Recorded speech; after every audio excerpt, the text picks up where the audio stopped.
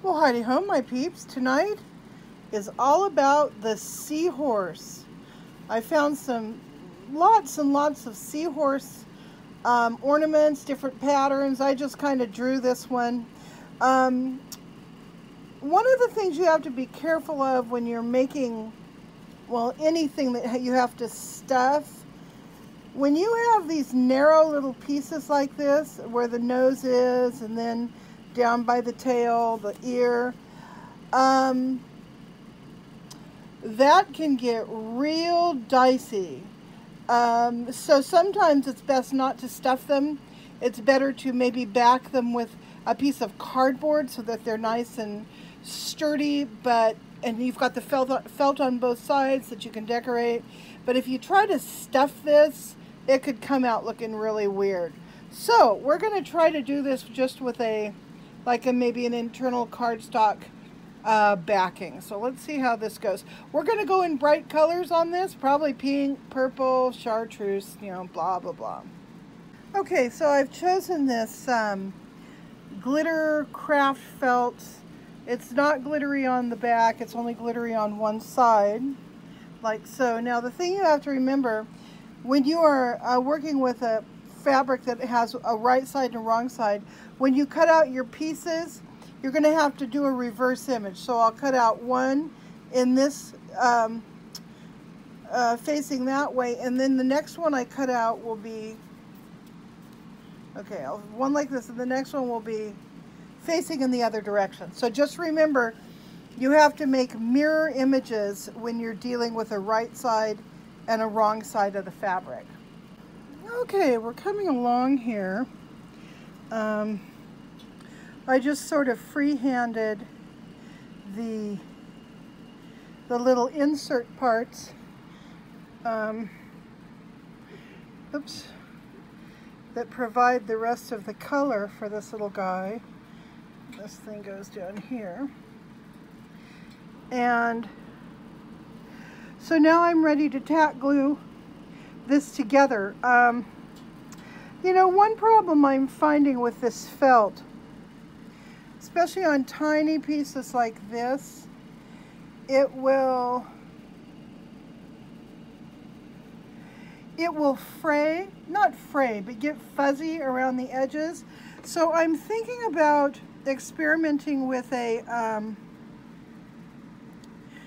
little bit of watered down glue and a toothpick, and just running it very carefully around the edges of the small pieces so that they won't get fuzzy and look shop worn, by the time you're done messing with this thing. So anyhow, I'm going to go ahead and do that. I'm going to insert a picture of what I've been using as my inspiration here.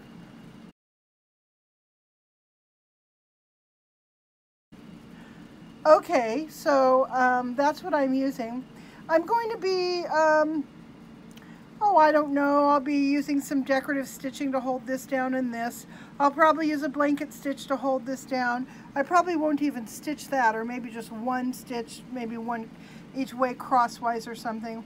Very hard to get decorative, especially a blanket stitch on these small little areas. For the backing of this guy, I'll probably use that green or maybe purple, I don't know.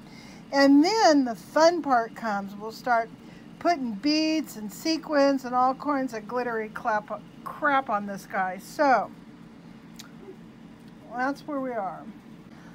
Okay, I think I found an answer to the edges being fraying.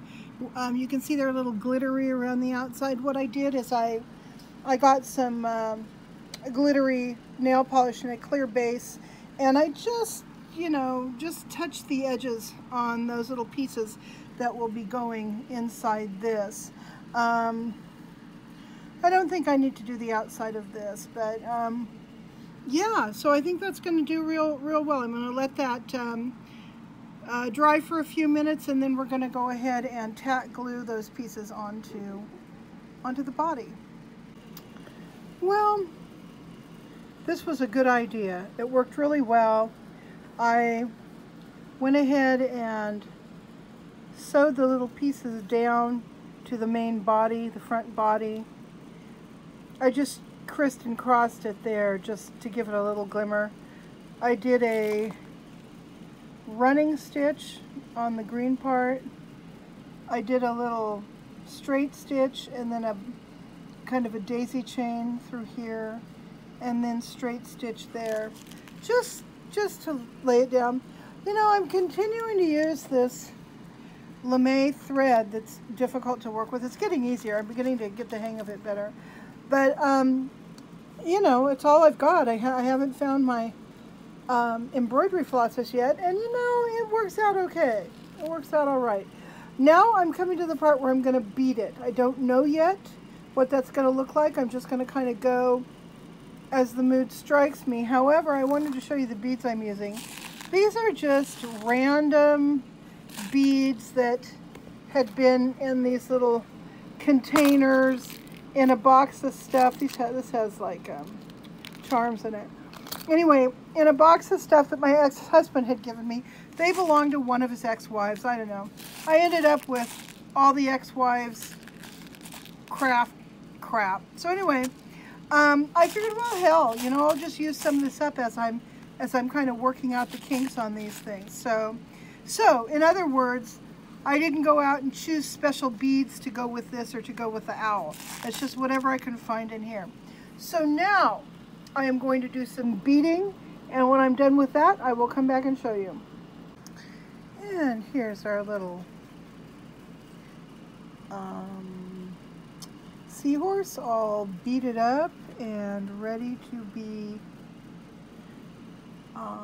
attached to his back. I chose the green as the backing color. I'm going to go ahead and try to stuff this. The way I'm going to do that is I'm going to sew just the head part down with a running stitch, and I'll finish off my thread at that point. Then I'll go in and I'll stuff the head carefully. Then I'm going to do probably the body up to the tail part here, and then around and to about here. I'll get all this stuffed. Then I will stuff this and sew up the last part of the tail.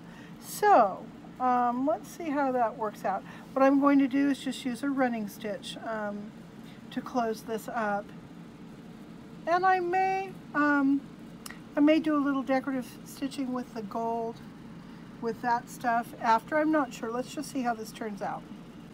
And now we're done. Here's our little guy here. I struggled with the gold lame thread some more. I left his little fins unstuffed. I left them just open to the back. I thought that was kind of a nice sculptural touch. I gave him kind of an interesting eye situation up there and just beaded him up to within an inch of his life. Now on the back, I painted some of the glitter just around the edge. It kind of stabilizes the stitching because that's not the strongest thread in the world. So anyway, there he is. He's gonna swim over and he's gonna say hi to Mr. Owl. Hi, Mr. Owl. Mr. Owl says, what are you doing out of the ocean? Well, I've come over to say hi to you. There's two of us now. Mr. Owl says, oh Lord, now what's she gonna make? Let's hope it isn't something that stinks or eats owls. Or seahorses. Yeah, okay, or seahorses.